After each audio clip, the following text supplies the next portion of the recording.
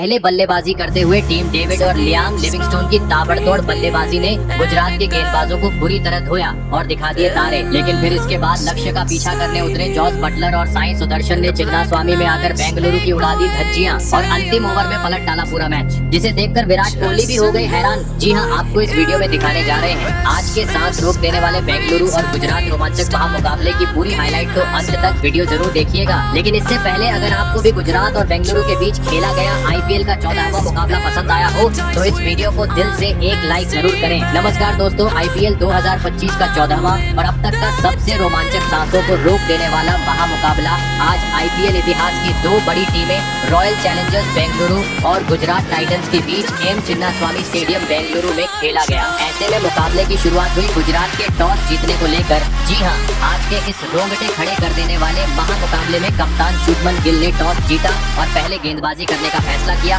और विपक्षी टीम बेंगलुरु को बल्लेबाजी के लिए आमंत्रित किया था। फिर मुकाबला शुरू हुआ रनों की बारिश करने के इरादे से बेंगलुरु की ओर से किंग विराट कोहली और फिलिप्स साल्ट ओपनिंग बल्लेबाजी करने के लिए मैदान में उतरे। दोस्तों, इन दोनों ही बल्लेबाजों के कंधों पर इस महामुकाबले में अपनी टीम को एक विस्फोटक ओपनिंग शुरुआत दिलाने की बड़ी जिम्मेदारी थी। लेकिन दोस्तों, गुजरात के खिलाफ इस महामुकाबले में बेंगलुरु की शुरुआत काफी खराब रही। जी हाँ, भले ही मैच की दूसरी गेंद पर किंग विराट कोहली ने एक बेहतरीन चौका जड़ते हुए अपने पारी का आगाज किया, लेकिन इतनी बेहतरीन शुरुआत मिलने के बावजूद किंग विराट कोहली आज बड़ी पारी खेलने से पूरी तरह चूक गए और दूसरे ओवर की चौथी गेंद पर बड़ा शॉट खेलने के चक्कर में कैच आउट होते हुए अपना विकेट गंवा बैठे।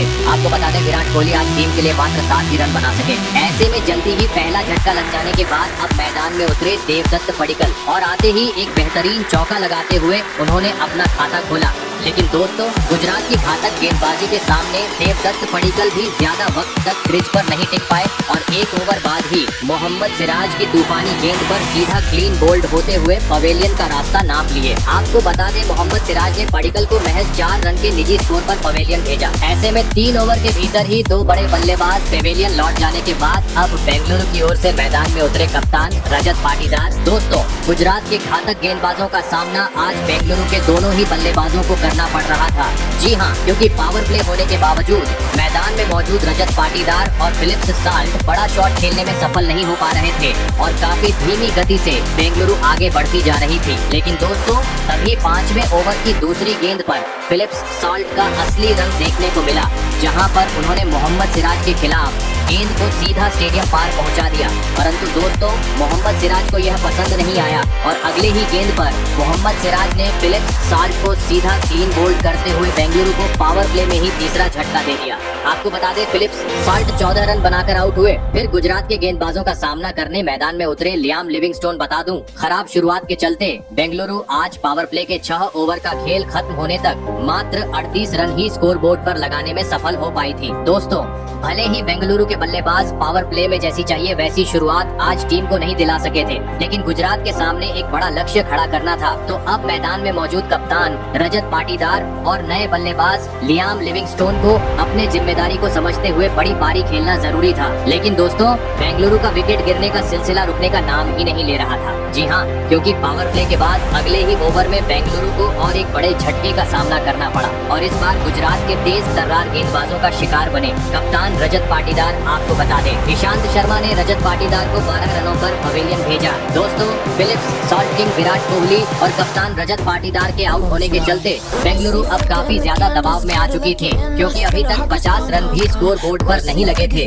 और 4 बड़े बल्लेबाज पवेलियन लौट चुके थे। पूरा चिन्नास्वामी स्टेडियम शांत था। ऐसे में अब 6 नंबर पर बल्लेबाजी करने मैदान में उतरे जितेश शर्मा। जरूरत थी ताबड़तोड़ अंदाज में बल्लेबाजी करते हुए एक साझेदारी की और दोस्तों, ऐसा ही कुछ मैच के 9वें ओवर से देखने को भी मिला, जहां पर स्ट्राइक पर खड़े जितेश शर्मा ने अपना हाथ खोले और गेंदबाजी कर रहे ईशांत शर्मा के खिलाफ एक गगनचुंबी छक्का तो 2 कारे चौके जड़ दिए। वहीं एक ओवर बाद दूसरी छोर पर खड़े लियाम लिविंगस्टोन ने भी गुजरात के गेंदबाजों के खिलाफ खड़े शॉट जड़ने शुरू कर दिए, जिस कारण दोस्तों अब एक बार फिर बेंगलुरु की टीम पटरी पर लौटती हुई नजर आ रही थी, क्योंकि अब हर खराब गेंद पर दोनों ही बल्लेबाजों का आक्रामक रूप मैदान में देखने को मिल रहा था। कभी चौका तो कभी छक्का। चिन्नास्वामी में अब रनों की बरसात होनी शुरू हो चुकी थी। और दोस्तों इसी के चलते देखते ही देखते इन दोनों ही बल्लेबाजों ने छठे विकेट के लिए 50 से अधिक रनों की साझेदारी भी निभा डाली। दोस्तों ये दोनों ही बल्लेबाज टीम के लिए एक बहुमूल्य पारी खेलते हुए बेंगलुरु को अब एक बड़े लक्ष्य की ओर ले जा रहे थे। लेकिन तभी मैच के 13वें ओवर में बेहतरीन बल्लेबाजी कर रहे जितेश शर्मा गलती कर बैठे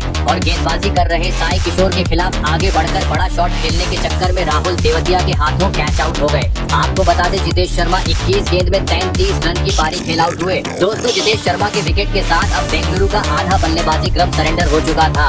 ऐसे में अब मैदान में आए ऑलराउंडर खिलाड़ी कुणाल पांड्या। लेकिन दोस्तों इस संकट की घड़ी में कुणाल पांड्या टीम के लिए कुछ खास प्रदर्शन नहीं कर पाए। 2 ओवर बाद ही कोट एंड बोल्ट होते हुए अपना विकेट गवा बैठे। आपको बता दें कुणाल पांड्या 5 गेंद में 5 रन की पारी खेल आउट हुए। दोस्तों बेंगलुरु की स्थिति बद से बदतर होती जा रही थी क्योंकि एक के बाद एक बड़े बल्लेबाज पवेलियन लौटते जा रहे थे।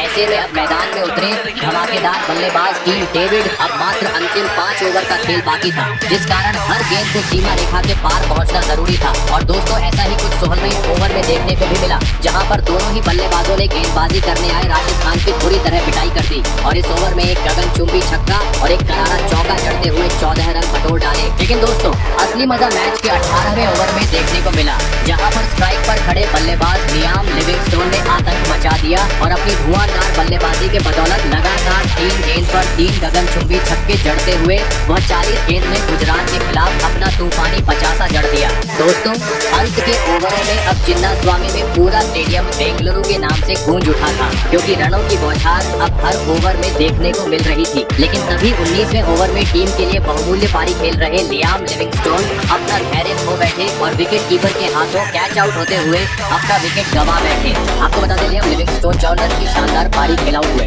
जिस कारण लगने लगा अब बेंगलुरु 150 रन भी स्कोर बोर्ड पर लगाने में सफल नहीं हो पाएगी। लेकिन एक छोर पर खड़े टीम डेविड ने अंत तक अपना बेहतरीन खेल दिखाया और बेंगलुरु को 160 रनों के पार पहुंचाते हुए यह महामुकाबला जीतने के लिए गुजरात के सामने 170 रनों का विशाल लक्ष्य खड़ा कर दिया। ऐसे में दोस्तों इसके बाद बेंगलुरु से मिले 170 रनों के लक्ष्य का पीछा करने गुजरात की ओर से कप्तान शुभमन गिल और साई सुदर्शन बल्लेबाजी करने के लिए मैदान में उतरे। दोस्तों बेंगलुरु ने दिया हुआ लक्ष्य बड़ा था, ऐसे में दोनों ही बल्लेबाजों पर ताबड़तोड़ शुरुआत दिलाने की बड़ी जिम्मेदारी थी और ऐसा ही कुछ लक्ष्य का पीछा करते हुए गुजरात के दोनों ही ओपनिंग बल्लेबाजों से देखने को भी मिला। जी हाँ, मैदान में उतरते ही दोनों ही बल्लेबाजों ने बेंगलुरु के गेंदबाजों पर धावा बोल दिया और बड़े शॉट जड़ते हुए तेज गति से गुजरात का स्कोर बोर्ड आगे बढ़ना शुरू कर दिया। लेकिन दोस्तों इसी बीच मैच का 5वां ओवर लेकर आए भुवनेश्वर कुमार ने गुजरात की इस ओपनिंग जोड़ी को तोड़ दिया। जी हाँ, और ओवर की चौथी गेंद पर कप्तान शुभमन गिल को बाउंड्री पर कैच आउट करवाते हुए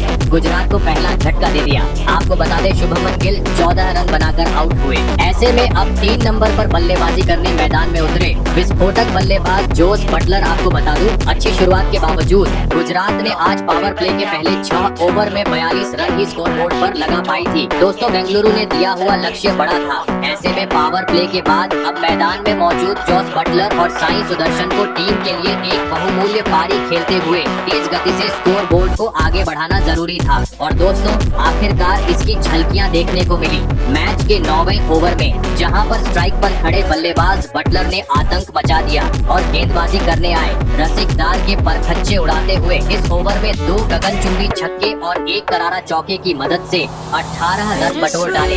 दोस्तों गुजरात की टीम अब रफ्तार पकड़ती हुई नजर आ रही थी, क्योंकि अब हर ओवर से कभी बटलर तो कभी साई सुदर्शन के बल्ले से तेज तर्रार चौके तो कभी छक्के मैदान पर नजर आ रहे थे और जिस कारण अब दोनों ही बल्लेबाज हर ओवर से 15 से 20 रन बटोर रहे थे। और इसी के चलते देखते ही देखते इन दोनों ही बल्लेबाजों ने तीसरे विकेट के लिए 50 से अधिक रनों की साझेदारी भी निभा डाली। दोस्तों अब परिस्थितियों को देखते हुए बेंगलुरु पर दबाव बढ़ता जा रहा था, क्योंकि काफी तेज गति से गुजरात जीत की ओर बढ़ रही थी, जिस कारण मुकाबले में वापसी करनी थी तो किसी भी हाल में अब इस जोड़ी को तोड़ना जरूरी हो चुका था। और दोस्तों आखिरकार यह काम करके दिखाया। मैच का 13वां ओवर लेकर आए जॉर्ज हेजलवुड ने, जिन्होंने ओवर की तीसरी गेंद पर टीम के लिए खतरा साबित हो रहे साई सुदर्शन को विकेट कीपर के हाथों कैच आउट करवाते हुए गुजरात को दूसरा झटका दे दिया। आपको बता दें साई सुदर्शन 49 रन की पारी खेल आउट हुए।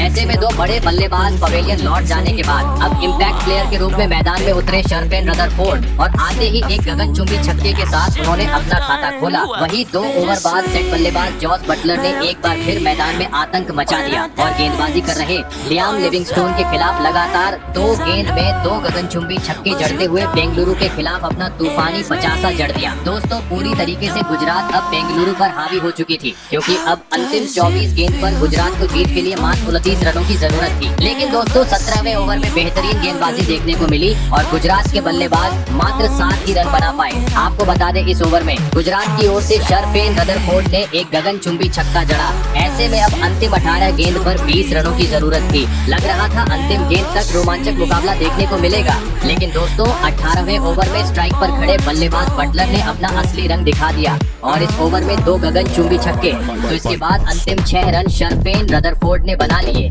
और 2 ओवर शेष रहते ही टीम को 8 विकेट से एक ऐतिहासिक जीत दिला दी। आपको बता दें भले ही बेंगलुरु में अंत में आकर बेहतरीन बल्लेबाजी की, लेकिन गेंदबाजों के लगातार खराब प्रदर्शन के चलते बेंगलुरु को आईपीएल के अपने इस सीजन की पहली हार का सामना करना पड़ा। आपको बता दें गुजरात से मिली हार के बाद बेंगलुरु